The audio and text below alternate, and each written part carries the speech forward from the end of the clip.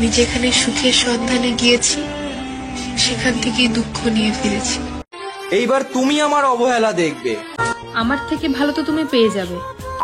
Hello বন্ধুরা, ভিডিওর title এবং থাম্বনেল দেখে বুঝতে পেরে গেছি যে আজকের ভিডিওতে আমি কাদেরকে নিয়ে আলোচনা করতে চলেছি। আজকে আমি আলোচনা করতে চলেছি তোমাদের সকলের প্রশ্ন একটাই যে মিথির দাদা এবং বৌদির কি সত্যি ডিভোর্স হয়ে গেছে। তো ফাইনালি কিন্তু আজকে তুলিকা মুখ খুলেছে, মানে কি জন্য তাদের ডিভোর্সটা হয়েছে।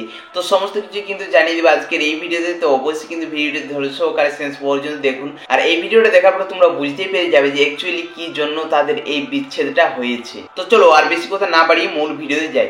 দেখো, আমরা যদি দেখি তাদের এই বিচ্ছেদটা এটা কিন্তু 1 বছরেরও বেশি হয়ে গেল। তো এই বিষয়ে কিন্তু প্রপার ভাবে কেউ মুখ খুলেনি, কিন্তু আস্তে আস্তে তুলিকা মুখ খুলছে।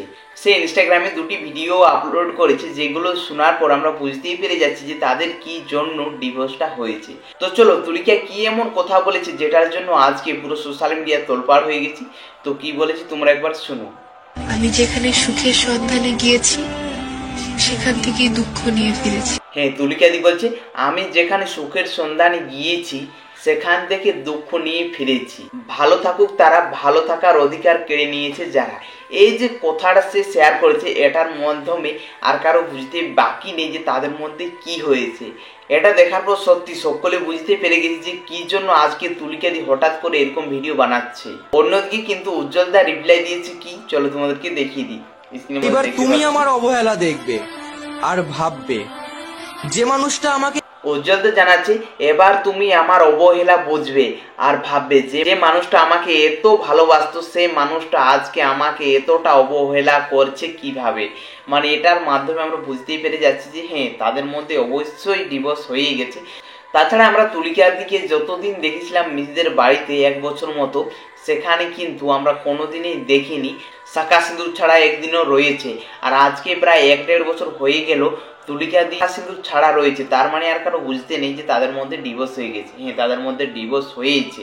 আরো একটা তুলিকা দি ভিডিও শেয়ার করছে, দেখতে পাচ্ছ। আমার থেকে ভালো তো তুমি পেয়ে যাবে, কিন্তু সব ভালোতে আর তুলিকা দির এই ভিডিওটা দেখার পর আমরা বুঝতেই পেরে যাচ্ছি যে তুলিকা দি এই ভিডিওটি কি উদ্দেশ্যে বানিয়েছে।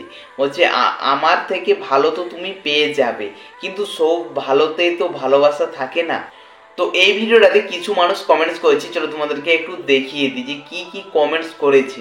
একজন যেমন কমেন্ট করে জানিয়েছে, তুমি তো সব ভুলে যাও দিয়ে নতুন করে জীবন শুরু করো, তুমি অনেক ভালো থেকো, আমরা এটাই চাই। অ্যাকচুয়ালি বলতে চাইছি তোমার সাথে যা হয়েছে তুমি ভুলে যাও, তুমি জীবনটাকে আবার নতুন করে শুরু করো। যাই অন্য আরেকজন কমেন্ট করে জানিয়েছে, দিদি ভাই ওদের কথা বলবে না, জীবনের লড়াইটা নিজের একা নিজে লড়তে হবে, কেউ পাশে থাকবে না এখনকার দিনে, দেরি। হ্যাঁ, এই কথাটা কিন্তু একদম সত্যি। নিজের লড়াইটা অবশ্যই নিজেকেই লড়তে হবে, কেউ কিন্তু পাশে থাকবে না। অন্য আরেকজন কমেন্ট করে জানিয়েছে, তোমার সঙ্গে কি হয়েছে জানতে চাই আমরা। এই প্রশ্নটা কিন্তু ভরে ভরে এক সময় আসতো এবং কি এখনো আসছে। তাদের ভিডিও ছাড়া মাত্র তোমাদের মধ্যে কি হয়েছে কি হয়েছে। দেখো, আমি বলবো তারা যেহেতু এই বিষয়টা নিয়ে সোশ্যাল মিডিয়া করছে না, তাই আমার মনে হচ্ছে না যে এই বিষয়টা নিয়ে আরো তোমাদের প্রশ্ন করা উচিত। কারণ দেখো, হাজার হাজার মানুষ এরকম প্রশ্ন করে না, এই প্রশ্নগুলোর তারা রিপ্লাই দেয় না, তারা এই কমেন্টগুলো নিয়ে কোনো ভিডিও করে। তারা অ্যাকচুয়ালি এই বিষয়টা সোশ্যাল মিডিয়া করতে চাইছে না, সেই জন্য আমরাও চাইবো না যে এই বিষয়টা নিয়ে তারা সোশ্যাল মিডিয়া করুক। অন্য আরেকজন কমেন্ট করে জানিয়েছে, এইসব বাদ দাও, জীবনটাকে আবার নতুন করে শুরু করো। হ্যাঁ, এটা অবশ্যই ঠিক কথাই বলেছে।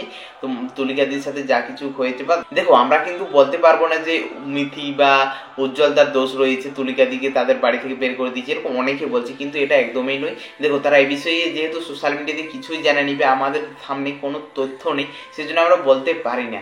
হ্যাঁ, তবে উজ্জ্বলদা কিন্তু ভিডিও ডিলিট করে দিয়েছে, তার সাথে থাকা অনেক ভিডিও ডিলিট করে দিয়েছে, এমনকি তাদের বিয়ের ব্লগগুলো তারা ডিলিট করে দিয়েছে। নিশ্চয়ই কিছু তো এমন একটা হয়েছে যেটার জন্য কিন্তু সেই বিয়ের ভিডিওগুলো ডিলিট করে দিল। দেখো, তার ভিডিওগুলো তোমরা দেখো। দেখো, যেমন আইবুড়ো ভাত, বিয়ের আগের ভিডিও, আইবুড়ো ভাত আজ থেকে প্রায় 2 বছর আগের ভিডিও, বিয়ের আগের ভিডিও, ঠিক আছে। বিয়ের শপিং শুরু করলাম আজ থেকে, আমার বইয়ের জন্য মেকআপের জিনিস কিনলাম, বিয়ের জন্য কি ফুলের অর্ডার দিলাম, ফাইনালি আমার বিয়ের ডেটটা বলে দিলাম, ফাইনালি আমার বউয়ের নাম বলে দিলাম, বিয়ের কেনাকাটা সমস্ত কিছু শেয়ার করেছে। 6টা ব্লগ রয়েছে। তারপরে আসছে হঠাৎ করে মামা বাড়িতে কালী পুজো কেন। এর মাঝে ছিল বিয়ের ব্লগ, বউ ভাতের ব্লগ, এই সমস্ত কিছু তারা ডিলিট করে দিয়েছে। এর থেকেই বোঝায় যে সত্যি তাদের মধ্যে ডিভোর্স হয়েছে। আর কি কারণে হয়েছে এটা তোমাদের মধ্যে হয়তো এখন জানতে ইচ্ছে করছে যে কি কারণে হয়েছে। দেখো, এই বিষয়ে তারা যেহেতু সোশ্যাল মিডিয়াতে কোনো কথাই বলেনি, সেই জন্য কিন্তু আমার মন গড়া কোনো গল্প বলতে পারছি না। তো যাই হোক বন্ধুরা, তোমাদের ভিডিওটি কীরকম লাগলো অবশ্যই কিন্তু কমেন্টে জানাবে। আর হ্যাঁ, তোমরা কিন্তু প্লিজ এই বিষয়টা নিয়ে কমেন্ট করো না যে তোমাদের কি হয়েছে, প্লিজ জানিয়ে দাও। দেখো, এই বিষয়টা আজ থেকে নয়, তোমরা 1 বছর থেকে এরকম কমেন্ট করে আসছো, কিন্তু এই কমেন্টে তারা কোনো রিপ্লাই দিচ্ছে না। এমন নয় যে তারা কমেন্ট দেখছে না, তারা কিন্তু অনেক দেখছি কমেন্টে তারা রিপ্লাই দিয়েছে। কিন্তু এই যে রিলেটিভ কমেন্ট যে তোমাদের মধ্যে কি হয়েছে, কি কারণে ডিভোর্স হয়েছে, এই সমস্ত যে প্রশ্নগুলোর উত্তর কিন্তু তারা দিচ্ছে না। তার মানে তারা এই প্রশ্নগুলো সোশ্যাল মিডিয়াতে আনতে চাইছে না। যে যাই হোক বন্ধুরা, তোমরা এই বিষয়টি নিয়ে আর সোশ্যাল মিডিয়া করো না, মানে কমেন্ট করো না। তো যাই হোক, আজকের ভিডিওটা এতটাই, তোমরা জানতেই পেরে গেলে যে তাদের মধ্যে কি হয়েছে অ্যাকচুয়ালি। দেখো, বিয়ের ব্লগ ডিলিট করেছে, তার মানে নিশ্চয়ই তো কিছু একটা হয়েছে। যাই হোক বন্ধুরা, তোমরা যদি জেনে থাকো তো অবশ্যই কমেন্টে জানাবে। দেখা হচ্ছে পরের ভিডিওতে খুব তাড়াতাড়ি। ততক্ষণ তোমরা সকলে সুস্থ থাকবেন, ভালো থাকবেন। চলো বাই বাই, দেখা হচ্ছে পরের ভিডিওতে খুব তাড়াতাড়ি।